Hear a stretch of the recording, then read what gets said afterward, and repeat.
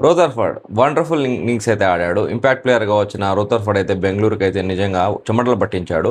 240 కొట్టినా గాని ఓడిపోతామన్న భయమైతే బెంగుళూరు ఖచ్చితంగా కలిగి ఉంటుంది. ఇక్కడొచ్చేసి ఒక 2, 3 బాల్స్ కూడా ఇంకా ఎక్కువ ఉండింటే ఖచ్చితంగా ముంబై అయితే గెలిచేది. ఒక 3 బాల్స్ కరెక్ట్‌గా. ఎందుకంటే రూథర్‌ఫర్డ్ అలాంటి ఇన్నింగ్స్ అయితే ఆడాడు. ముఖ్యంగా అతను వచ్చేసి 9 సిక్స్‌లు కొట్టాడు ఈ మ్యాచ్‌లో అతను ఆడిన తక్కువ బాల్‌లోనే. సో, ఓవరాల్‌గా చూసుకుంటే రూథర్‌ఫర్డ్ వచ్చేసి ఆల్మోస్ట్ బెంగుళూరుని అయితే ఓడించినందుకు పనిచేశాడు. అతని కారణంగానే ముంబై వచ్చేసి లాస్ట్ వరకు గెలుస్తామన్న నమ్మకాన్ని అయితే కలగజేశాడు. Number 20 RCB versus MI match చాలా అద్భుతంగా జరిగింది. టాస్ గెలిచిన ఎంఐ వచ్చేసి ఫీల్డింగ్ తీసుకుంది.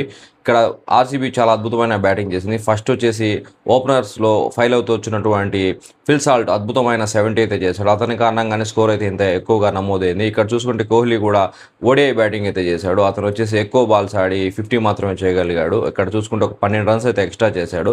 కానీ ఇక్కడ పట్టిదార్ వచ్చేసి 17 బాల్స్‌లోనే హాఫ్ సెంచరీ చేశాడు. అతని కారణంగానే 240 అయితే ఇక్కడ ఈజీగా వచ్చేసింది. లేకుండా అంటే 230, 220 అలా అయితే ఉండేది. ముఖ్యంగా టిమ్ డేవిడ్ తర్వాత వచ్చేసి షఫాట్ చాలా అద్భుతంగా అయితే లాస్ట్‌లో ఫినిషింగ్ టచ్ ఇచ్చారు. ఇక్కడ వచ్చేసి బుమ్రా అయితే వికెట్ తీయలేకపోయాడు. ఈ 4 మ్యాచ్లు ఆడాడు ఇప్పటి వరకు బుమ్రా అయితే వికెట్లెస్‌గా వెళ్ళిపోయాడు. అది కూడా ముంబైకి అయితే ఇబ్బంది పెడుతుంది. ఈ మ్యాచ్‌లో 240 రన్స్ చేసినా కానీ బెంగళూరుకి అయితే ఓడిపోతామన్న భయం అయితే కలిగింది. దానికి కారణం రూథర్‌ఫర్డ్.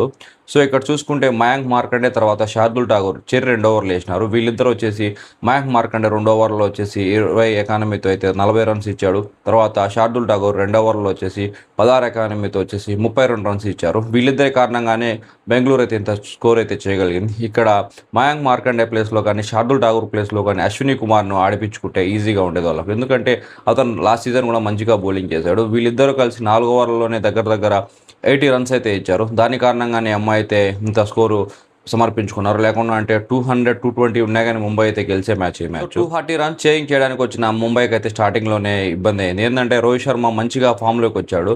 90 రన్స్ దాకా చేశాడు. కానీ అక్కడ వచ్చేసి స్ట్రగుల్ అయ్యి రెడ్ హార్డ్‌గా అయితే వెళ్ళిపోయాడు. దానివల్ల వచ్చేసి ముంబైకి అయితే ఫరక్ పడింది. రోహిత్ శర్మ ఉన్న ఫామ్‌లో ఖచ్చితంగా ఈ మ్యాచ్ అయితే మంచిగా ఇంపాక్ట్ క్రియేట్ చేసేవాడు. కానీ అక్కడ గాయం కారణంగా అయితే అతను తొందరగానే వెళ్ళిపోయాడు. మంచిగా ఆడుతున్న రెక్లెంటన్ కూడా త్వరగానే ఔట్ అయిపోయాడు. తర్వాత వచ్చినటువంటి బ్యాట్స్‌మెన్ పెద్దగా ఏం రాణించలేదు. హార్దిక్ పాండ్యా తర్వాత రూథర్‌ఫర్డ్ మాత్రమే ఇంపాక్ట్‌ఫుల్ ఇన్నింగ్స్ అయితే ఆడారు. ఇక్కడ చూసుకుంటే మిడిల్ ఆర్డర్‌లో వచ్చినటువంటి తిలక్ వర్మ గాని, తర్వాత నమందీర్ గాని అసలు వరస్ట్ పెర్ఫార్మెన్స్ అయితే ఇచ్చారు. వీళ్ళకున్న మధ్యగా మంచి షాట్లు కూడా ఆడింటే ఖచ్చితంగా ముంబైకి అయితే గెలిచే ఛాన్స్ అయితే ఉండేది. ఇక్కడ చూసుకుంటే ఆర్సీబీ నుంచి కునాల్ పాండ్యా చాలా అద్భుతమైన బౌలింగ్ అయితే చేశాడు. 4 ఓవర్‌లో వికెట్ ఇచ్చి అతను చాలా తక్కువ రన్సే ఇచ్చాడు ఇక్కడ చూసుకుంటే. కానీ రసిక్ సలాం కూడా పర్వాలేదనిపించాడు. 2.5 ఓవర్స్‌లో ఇతను వచ్చేసి 33 రన్స్ ఇచ్చి వికెట్ అయితే తీసుకున్నాడు. ఇలాంటి బిగ్ స్కోరింగ్ మ్యాచ్‌లో 33 అంటే మంచి స్కోర్ ఇచ్చినట్టే. ఇక్కడ వచ్చేసి ఒక వికెట్ కూడా తీసుకున్నాడు.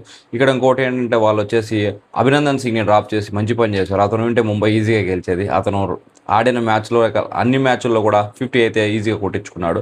సో, ఇక్కడ ఆ మంచి పని అయితే చేశారు. దానివల్లే వీళ్ళైతే ఈజీగా ఒక 18 రన్స్‌తో అయితే గెలచగలిగారు. ఈ మ్యాచ్‌లో చూసుకుంటే 50s అనేవి చాలా ఈజీగా కొట్టారు. ఫిల్ సాల్ట్ కానీ, తర్వాత రజత్ పటిదార్ కానీ, ఈవెన్ రూథర్‌ఫర్డ్ వీళ్ళు ముగ్గురు అయితే ఈ మ్యాచ్ చాలా ఎంజాయ్‌గా చూసేదానికి చేశారు. ఎందుకంటే వీళ్ళు అద్భుతమైన షాట్లు ఆడి ప్రేక్షకులను అయితే ఇక్కడ ఎంటర్‌టైన్‌మెంట్ చేశారు. వీళ్ళ కారణంగానే మ్యాచ్ అయితే చాలా ఎంజాయ్‌గా అనిపించింది. ముఖ్యంగా చూసుకుంటే 240 రన్స్ చేయడం అంటే అంత ఈజీ కాదు. దాన్ని వచ్చేసి సాధ్యం చేశారు. తర్వాత వచ్చేసి ఆ 240 రన్‌ని చేయడం అంత ఈజీ కాదు. కానీ అది కూడా చేసేలాగా అయితే ముంబై కనిపించింది. దానికి కారణం ఏంటంటే రూథర్‌ఫర్డ్.